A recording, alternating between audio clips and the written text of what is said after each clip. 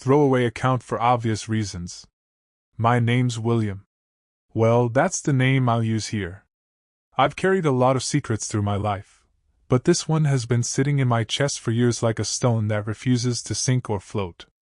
I guess this is my attempt to finally let it surface. The crime I'm about to talk about started with something that sounded harmless when I first said it out loud: a sham marriage. You know the kind. Two people pretending to be in love so one of them can get something: residency, money, legal benefits, whatever. On paper it's marriage.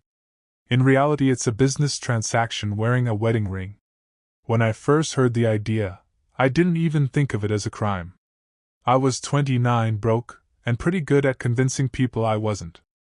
I'd always had a talent for reading people, figuring out what they wanted to hear and becoming exactly that version of myself. Not proud of it, but it paid the bills sometimes.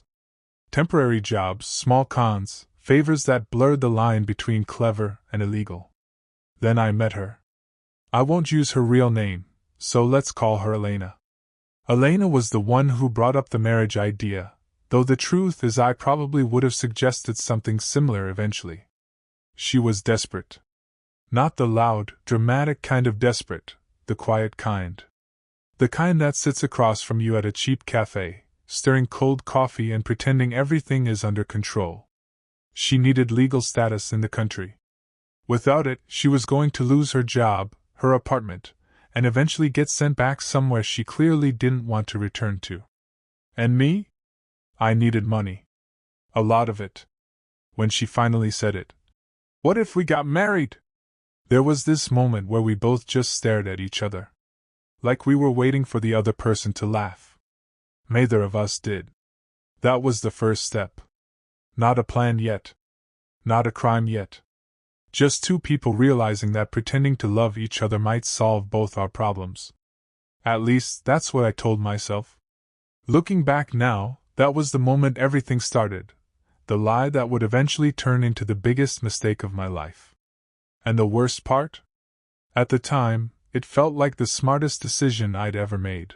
After that conversation with Elena, the idea didn't leave my head. It followed me everywhere for the next few days. To the grocery store, to work, even into my sleep. Not because I was worried about the legality of it, but because of how simple it sounded. A marriage certificate for money. People do worse things for less. Elena and I met again a few nights later at the same cafe. This time she came prepared. She had clearly spent hours researching the process, paperwork, interviews, waiting periods. She spoke quietly, almost like someone afraid the walls might be listening. "I'd pay you," she said finally. That's when the conversation shifted from hypothetical to real. $10,000. For someone like me at the time, that was life-changing money. My bank account was permanently flirting with zero, and debt collectors had started calling more often than friends. Still, I tried to act calm. I asked questions: how long the process would take, what kind of interviews we'd face, whether anyone had to know the truth. She answered everything. That's when I realized something unsettling. Elena had already decided she was going to do this. The only question left was whether I would be the man standing next to her at the altar. I didn't say yes right away. Not because I had some strong moral compass suddenly kicking in. If I'm being honest, I just didn't want to look too eager. People trust you more when you hesitate. So I told Elena I needed time to think. Truth is, I spent that night doing math. $10,000 could wipe out my credit card debt. It could cover 3 months of rent. It could give me enough breathing room to actually figure out my life instead of constantly scrambling to survive.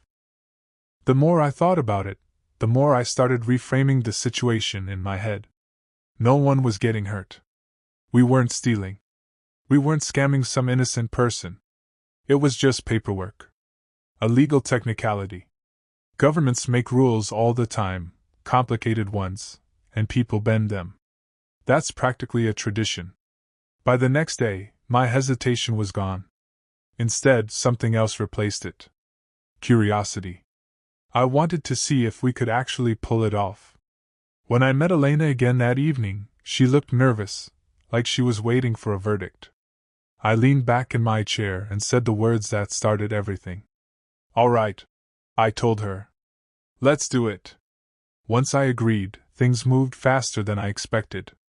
Elena switched from nervous to focused almost instantly, like she'd been waiting months for someone to say yes. That's when I realized this wasn't just desperation for her, it was survival. Our first real planning session happened in my tiny apartment. Nothing glamorous. Just cheap takeout, a laptop, and a stack of notes she'd already prepared. If this was going to work, we couldn't just be married on paper. We had to look believable. That meant building a history. We started with the basics, where we supposedly met, how long we'd been dating, our first trip together, little habits about each other. Immigration interviews, from what she read online, were designed to catch couples who couldn't answer simple personal questions. So we created answers. I learned that Elena's favorite food was homemade dumplings, even though I'd never seen her cook. She learned that my childhood dog was named Max, which, technically, was true. But the deeper we went, the stranger it felt. We weren't just planning a lie. We were rehearsing an entire relationship that never existed. Over the next few weeks, Elena and I started meeting almost every evening. What began as simple planning slowly turned into something that looked, weirdly, like dating. Except everything had a purpose. We'd sit with notebooks and quiz each other like students preparing for an exam. "What's my mother's name?" she'd ask. "Tatiana," I'd answer. "And where does she live?" "Warsaw." Sometimes we'd switch roles. I'd ask about her birthday, her favorite movie, the street she supposedly visited when she first came to the city. We even practiced how we would tell our love story, the version immigration officers might hear someday. According to our script, we met at a friend's birthday party. I spilled a drink. She laughed. We talked all night. Total fiction. But the more we repeated it, the more natural it started to sound. That's the strange thing about lies, repetition makes them feel real. Still, one problem kept bothering me. Couples usually have photos together. And we had none. Which meant the next step in our little operation would require something neither of us expected.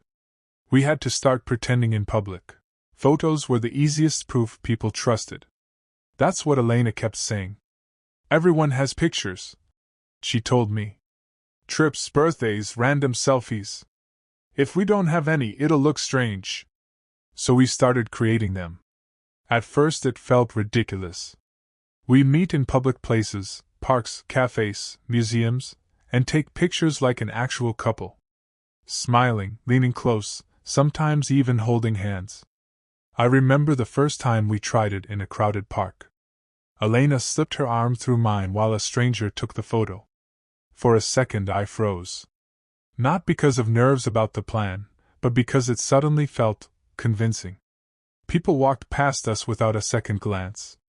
To them, we were just another couple enjoying a day outside. After that we got more creative. Weekend photos. Dinner photos. Even staged pictures in my apartment kitchen like we lived together.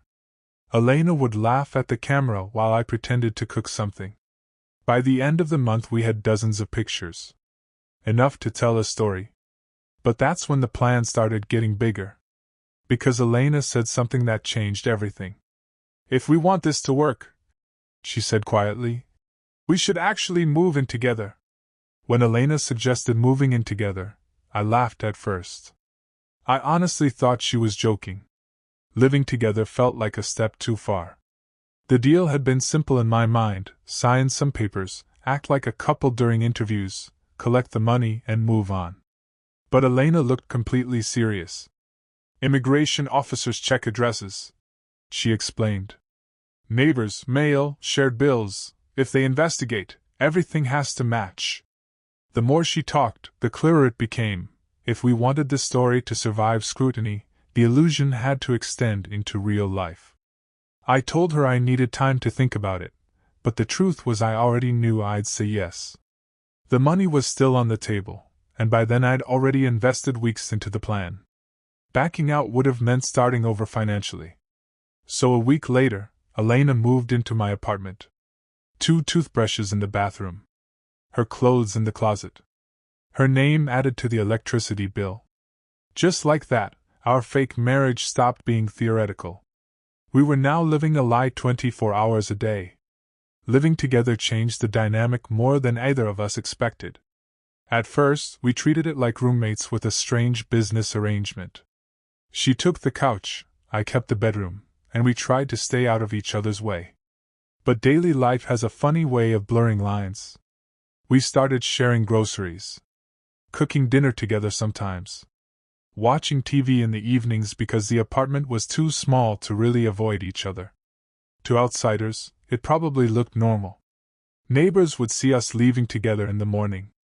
Sometimes we'd come home carrying bags of groceries or laughing about something dumb we saw online. The strangest part was how natural it started to feel. Not romantic, at least not really, but comfortable. That comfort, though, made the lie heavier.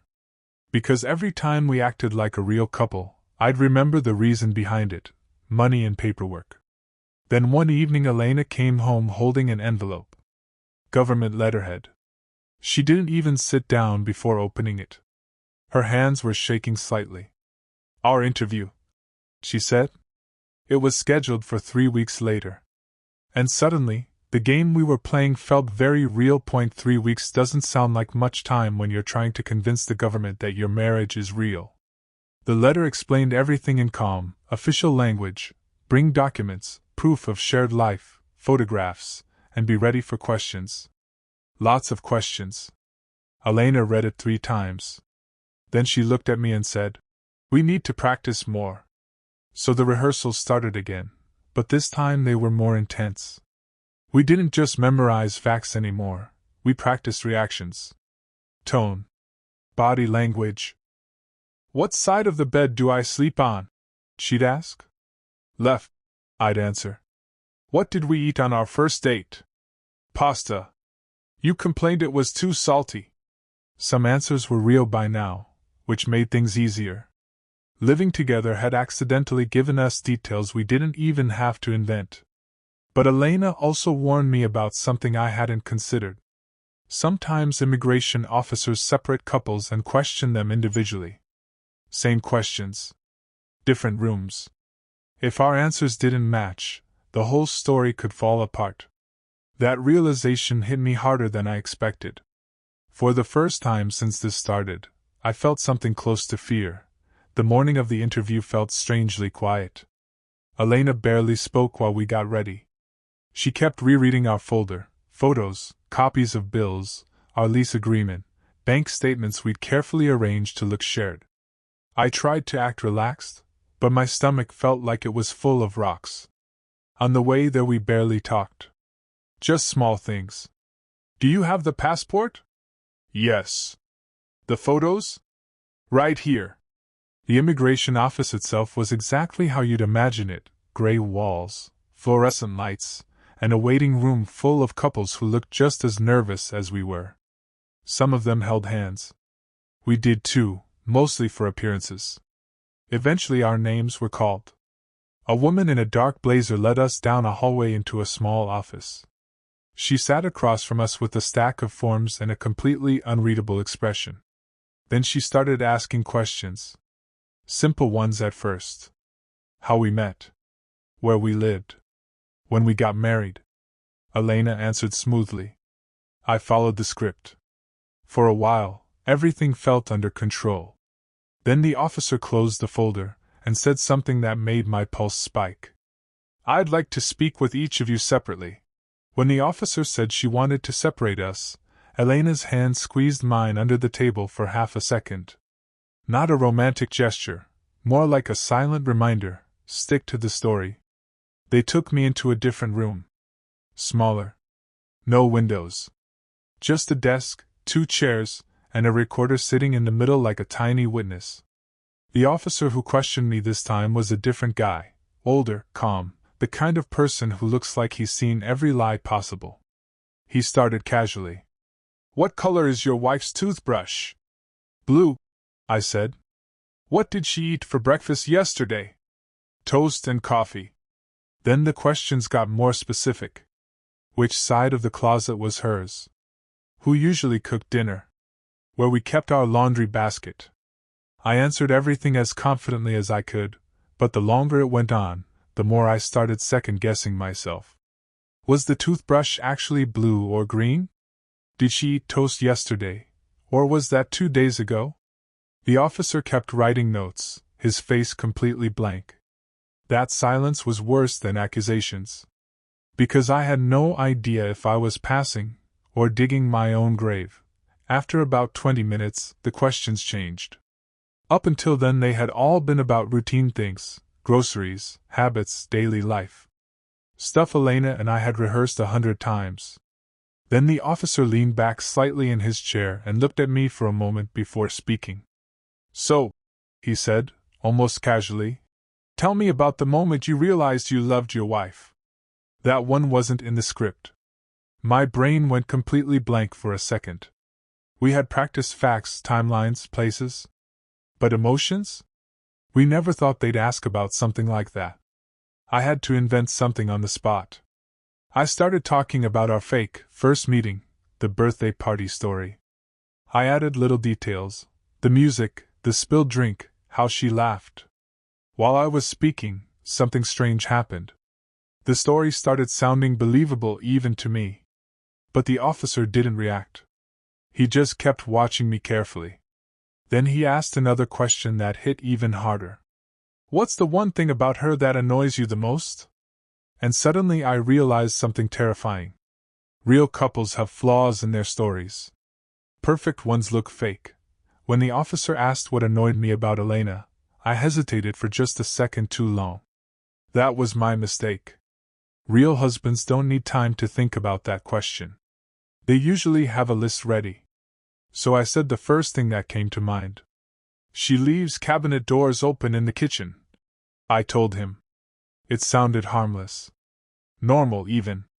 The officer nodded and wrote something down. No reaction. No hint whether it helped or hurt. Then he asked a few more questions, what she usually watched on TV, who woke up first in the morning, whether we had argued recently. That last one surprised me.